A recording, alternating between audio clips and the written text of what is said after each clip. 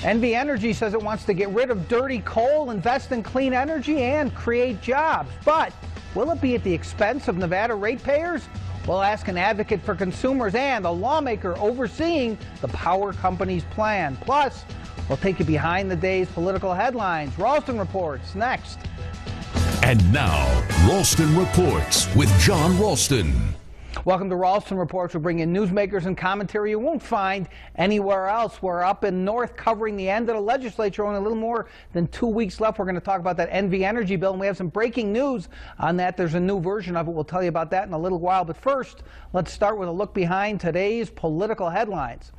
Nevada's unemployment rate fell in April to 9.6%. That's down 0.2 of a percentage point from March, but still higher than the national rate of 7.5%. This is good news for the state and for Governor Brian Sandoval. The more it looks like a recovery, the more he can make the case against taxes and for his re-election. Sunny days are here again. U.S. Senate Majority Leader Harry Reid says he's pleased with the Senate's confirmation of Dr. Ernie Moniz as Secretary of Energy. The Senate voted 97-0 to confirm the new secretary. Reid says he's looking forward to working with him on finding a way to manage nuclear waste that doesn't include a trip to Nevada. Well, as far as Yucca Mountain goes, the position of DOE Secretary is much less important than who is president. President Obama long ago committed to kill the dump in Nevada, so it's dead. For now, at least. U.S. Senator Dean Heller plans to oppose yet another judicial candidate nominated by his colleague, Senate Majority Leader Harry Reid. The reason, he says, this story in the Las Vegas Review-Journal detailing $150,000 in contributions from Jennifer Dorsey's law firm to a PAC linked to Reid. Heller says he's uncomfortable with the amount and timing of the contributions. It always seemed to me as if Heller would not support Dorsey, and I don't think Reid was too surprised either, but that statement Heller put out raising questions about those donations to that PAC run by former Reid staffers, I bet the majority leader didn't like that too much. Deadlines loom in Carson City, where bills must pass the first house by tomorrow night at midnight and the second house a week from Friday. Today, the joint resolution to remove mining industry tax protections from the Constitution passed out of committee, as did the measure to lift Nevada's voter-imposed constitutional ban on gay marriage. Both of these resolutions will soon pass the Assembly. The mining tax one will be voted on next year, and the gay marriage one must pass another session. And if it does, it will go on the ballot in 2016. My guess is both of them will pass, and 3 years from now, Nevada will make history as one of a growing number of states to legalize gay marriage. Nevada! Who would have guessed? When we come back, we're going to tell you about some developments in that new NV Energy omnibus bill. They want to get rid of their coal plants, go more to renewable energy, but will ratepayers have to pay? Stick around. Follow Jon on Twitter. Go online to twitter.com/Ralston Reports. Welcome back across Nevada to Ralston Reports. We're up north covering the legislature, and big news on the energy front. NV Energy wants to mothball its coal-fired power plants and build natural gas plants to meet demands while the utility increases its portfolio of renewable energy sources. In exchange, the company wants to escape some regulation by the State Public Utilities Commission, a board charged with protecting ratepayers. But the PUC is now publicly opposing the legislation dubbed Envision by the power company. We invited the power company to join us, but a spokesperson said no one was available. No one. It's amazing.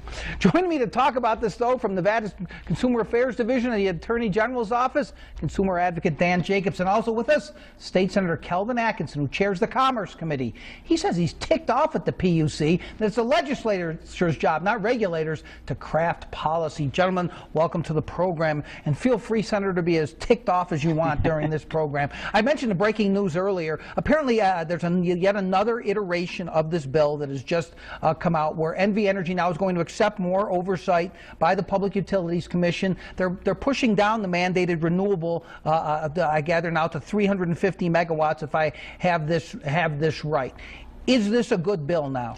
I think it's a good bill. I think that we have all worked pretty hard on it. I know some folks thought it was jammed through the Senate. Who would think such a thing? I don't know, some journalists. Okay. But the fact is, I think the committee has done its due diligence, because we could have passed it a long time ago with the mandates that they wanted.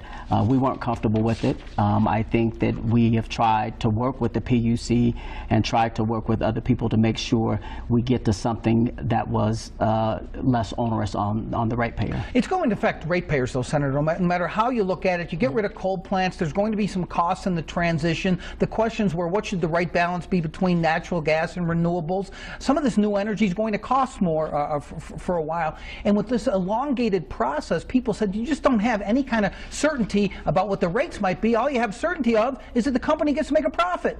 Yeah, and I think, I won't speak for NV Energy because it's their job. They have a difficult balance. You almost walked into a joke there. I won't speak for NV Energy, but go ahead, I'll let it go. And we have to say that. I mean, their duty is to look out for their ratepayer and to look out for the folks that invest in their company. And we get that. But it's our job as legislators to make sure that our ratepayers aren't so consumed with something that's going to be so erroneous for them that it's going to be difficult for them to keep up with. You're absolutely right. Energy in this state, if we want to become one of the mega energy focused around the country, we've got to invest. And just like we say in tax bills and just like we say in other things, you have to invest in the infrastructure if you want to get to a certain place. And we have to. We have to invest. Let me ask you, Mr. Jacobsen, first of all, let me just ask you real quickly. You've heard about this new iteration of the bill. You've been raised some issues, serious issues about the previous incarnations of this bill.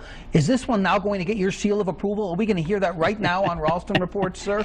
Well, I haven't read it yet. I just barely heard about it. But you know about the concepts, correct? I do. And, first I want to say we appreciate the fact that the legislature pushed back. When the company first introduced this concept, they were going to replace 1,100 megawatts of coal capacity with 2,700 megawatts. And I think the legislators looked at that and said, that doesn't sound right. Why would they do that? Well, frankly, the more they invest, the more profits they make. Okay. That they have the incentive to do that.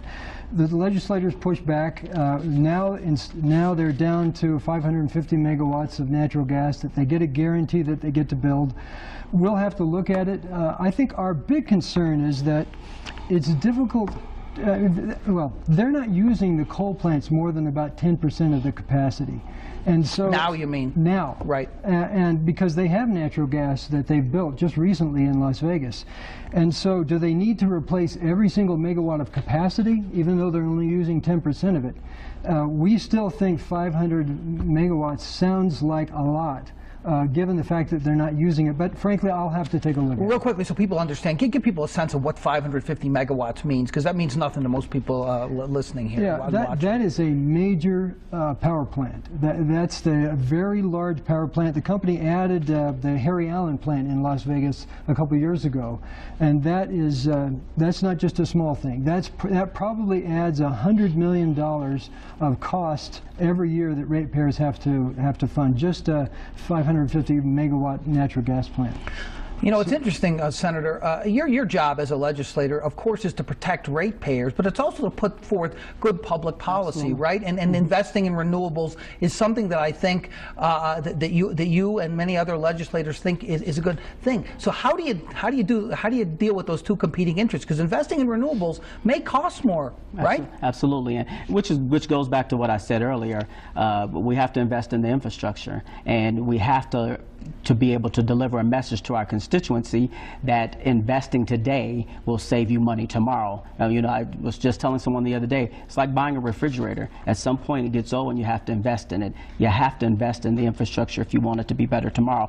If we don't invest today, what we're talking about today is going to cost us millions and millions of more money later on. Well, let me ask you a pretty simple question. Do you think NV Energy came into this and said, okay, we're going to get rid of our coal plants. Harry Reid wants it. A lot of other people want that. But you know what? We're going to extract a heavy price for doing that. And so the quid pro quo for us is we'll do that, but then we don't want you to regulate us as much. We want to have more free reign. We want to have a guaranteed profit. Was that the theory behind what they did? I won't speak for why they did what they did, but you're absolutely right. You're an expert on this. Isn't that what the Isn't that what their approach was? I wouldn't say that. You know, I'll leave that to the consumer. Okay, let them say it. I'm not going to let you. Is that what they tried to do? It certainly appears that way. That they, although I have to say, the legislative process is a negotiating process in Nevada, and so they may have come in a little pretty high, thinking that we'll probably negotiate down from there. So present something that may be viewed as extreme, knowing that they're going to have to come to a place that they always wanted to be.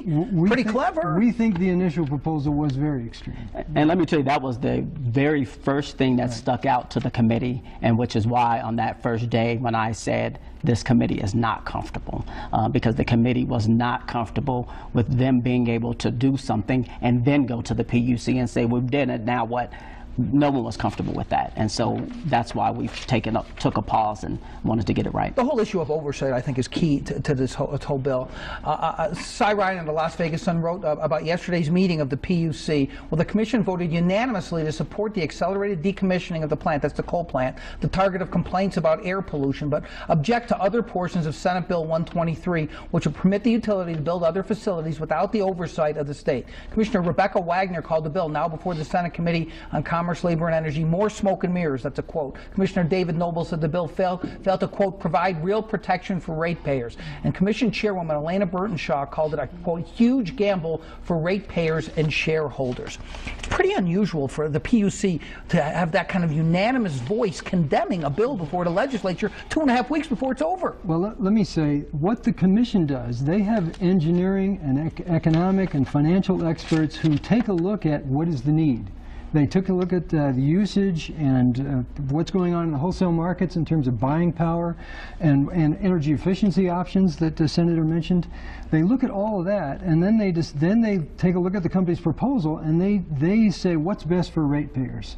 And so what this bill does is it asks the legislators to make that decision.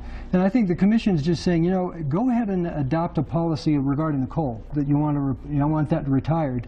But the commission is saying the commission is well positioned to carry out policies and decide what's the best way to replace, if coal capacity needs to be replaced, what's the best way to replace it. So I think that was their reaction. Based on what you've heard about the new version of the bill, do you think it satisfies the PUC's concerns or not? Again, I'm a little reluctant to speak for the PUC, but I think we all need to look at this brand new thing that just came out. But I think there probably will still be some concerns that the 500 megawatts may still be more than is needed right away. I mean, I would love it if Nevada was on a growth trajectory right now, if our economy was recovering. But haven't you heard it is? Yeah, that's right. But the load we've seen, the load projections for electricity growth are kind of flat. And until the economy picks up, they probably will remain flat. So any kind of addition of capacity, unless there's growth, probably means a rate increase. All right, we're going to take a break, Senator. When we come back, you did put out a news release with your colleague Mark Hutchison. You were quite upset with the PUC for doing its job. You're going to have to explain why. And we'll also ask Kelvin Atkinson if this really is Harry Reid's bill or NV Energy's bill, or is it the legislature's bill? Who's running the place? Stick around. Have a question or comment? You can email Jon, ralstonreports@gmail.com. Welcome back across Nevada to Ralston Reports. We're up north covering the legislature, about 2.5 weeks left. We're talking about big NV Energy bill it wants passed this time with Senate Commerce Chairman Kelvin Atkinson and Dan Jacobsen, who's a consumer advocate. Senator, after the PUC came out with this resounding no to this bill, you and Senator Mark Hutchison sent out an angry news release, and now I assume you wrote it, but it might have been written by NV Energy, acknowledging that the PUC is responsible for oversight and regulation of utilities. Let me read from that. The Public Utilities Commission of Nevada, however, has no authority for establishing energy policy in this state. That important responsibility is entrusted to duly elected legislators. During the course of an ongoing and fluid examination of SB 123 by the legislature, the Public Utilities Commission of Nevada voted on the merits of this bill and expressed its opinion concerning terms that are not final and on which the legislature has not acted. The Public Utility Commission of Nevada's action was unexpected, unprecedented, and unfortunate.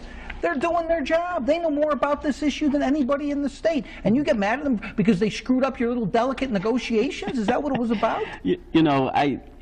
You're absolutely right. I mean, I don't think that anybody on this committee wants to disrespect the PUC. We value their sure seem disrespectful. We value their input. We value their opinion.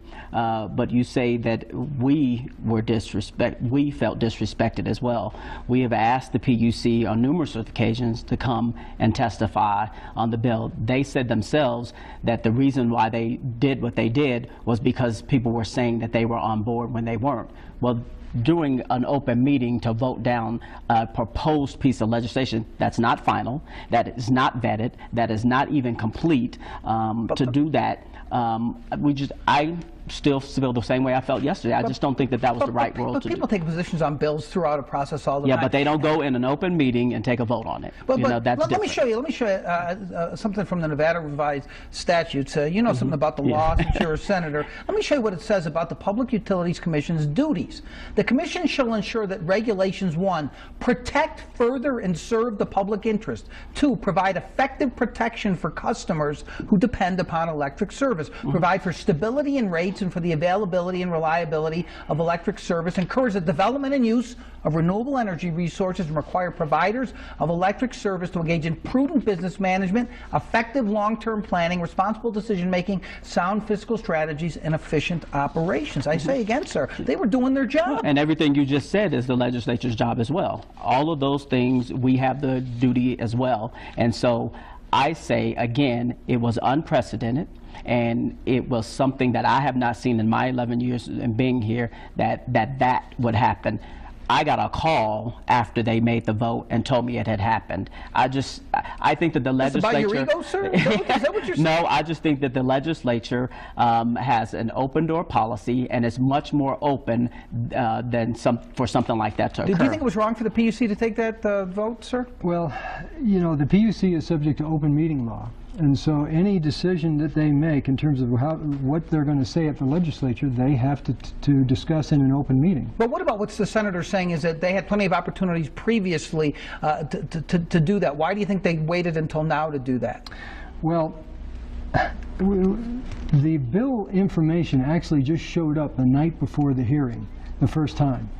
From the company, and so there wasn't a whole lot of time for them to take a vote. And then the next amendment showed up the day before the hearing. So there wasn't time for them to take a vote before they showed up to make a position. That is true. It did show up very late in the process. I think there should have been some kind of educational campaign, at least for the public and for legislators, before this was presented. But let's get to the bottom line here. This is about a company, a very politically influential company, deciding to go to an elected body where they might have some influence, not necessarily here, but instead of having to be under the regulatory body appointed by the governor to get these kinds of things done. You think I'm right?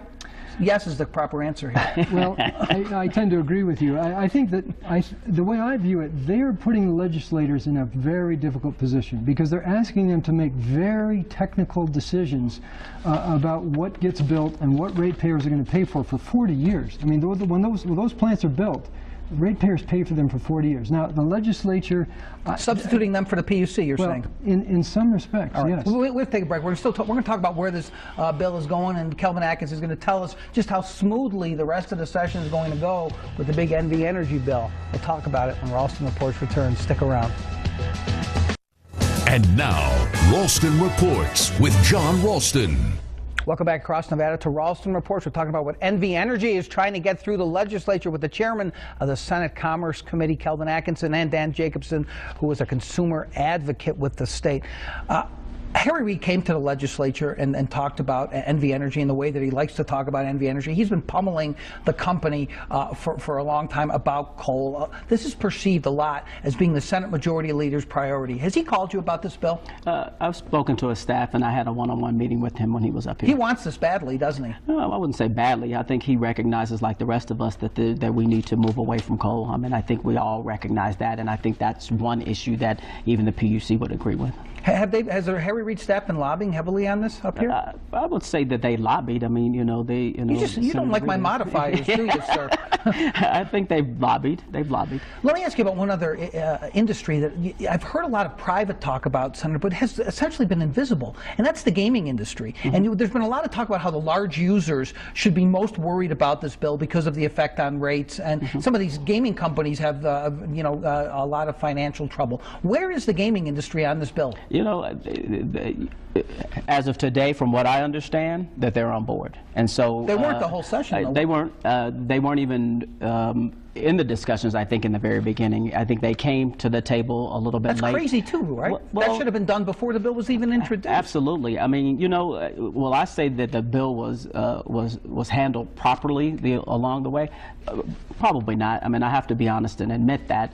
I don't think it was, but I think getting people to the table over the last few weeks, you know, again, which was the reason the committee didn't take a vote on it. I was insisting that we did not take a vote until we were assured that all these groups had their concerns answered. Again, is everybody going to be happy with this type of you know, forward legislation? I don't think so. It is comprehensive. It is difficult.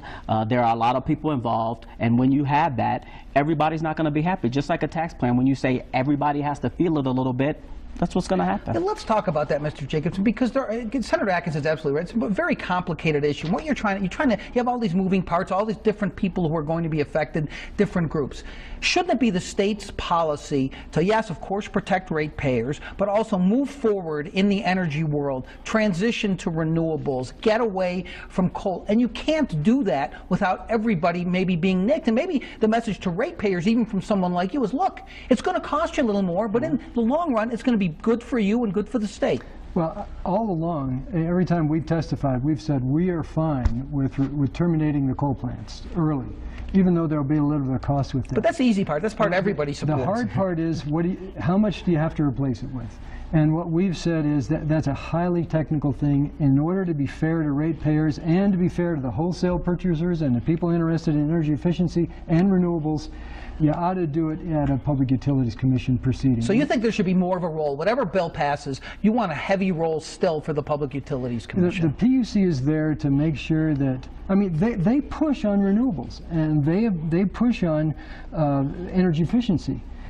But the PUC and their deliberative process, where anybody can come in and present evidence, and experts, you know, people who are, the chairwoman of the commission used the word nerds, but they're really people who understand this stuff and live it day in and day out.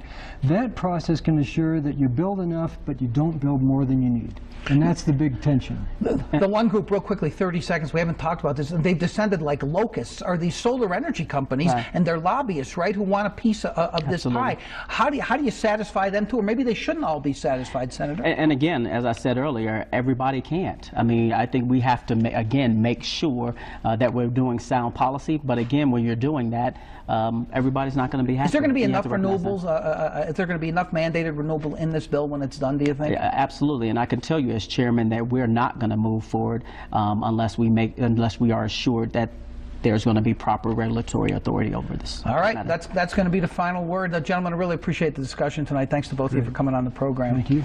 Now, the next Ralston Reports has become one of the most controversial bills of the 2013 session, measured to bring Nevada's sex ed curriculum into this century. We'll hear from the sponsor of that bill, as well as some other headline-grabbing measures. Assemblywoman Lucy Flores on the next Ralston Reports. Thanks for joining us, everybody. Have a great evening.